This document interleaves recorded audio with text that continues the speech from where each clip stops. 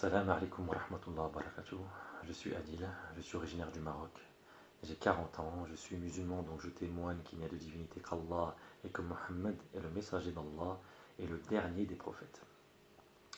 Avec la permission d'Allah, j'ai fait des rêves véridiques concernant les signes du jour du jugement. Subhanallah.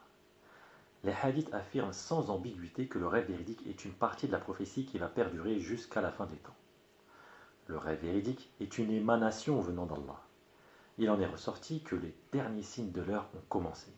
Ils ont commencé par des avertissements, des indicateurs. Parmi ces derniers signes, il y a des signes dits majeurs, et nous sommes proches de leur réalisation. Ce constat est aussi l'avis de nombreux savants. Ceci étant, parmi les signes majeurs, il y a l'apparition d'un personnage qui donnera la suprématie à la religion et emplira la terre de justice.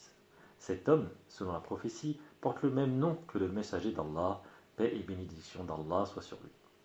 Puis le nom de son père est semblable à celui du père du messager d'Allah, paix et bénédiction d'Allah soit sur lui.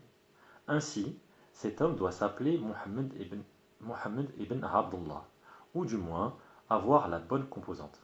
Cet homme doit être un descendant du messager d'Allah, paix et bénédiction d'Allah soit sur lui. Sa description rapportée dans les textes est qu'il a le front dégarni et le nez aquilin, un nez courbé en forme de bec d'aigle. Cet homme doit apparaître du côté de l'Orient, puis sera soutenu par des gens de l'Orient, des gens de l'Est. Enfin, Allah le parfera en une nuit, ce qui veut dire que son potentiel sera pleinement révélé qu'à partir de ce moment. Mais avant cela, il aura une existence somme toute commune. Cet homme est surnommé le Mahdi, le bien guidé, ou plutôt l'imam Mahdi. À notre époque, aujourd'hui, il y a une personne. Oui, il y a une personne.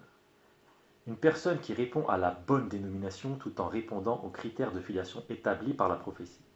Cette personne répond également aux critères physiques établis par la prophétie. Et cette personne est bien d'Orient comme la plupart des gens qui le soutiennent.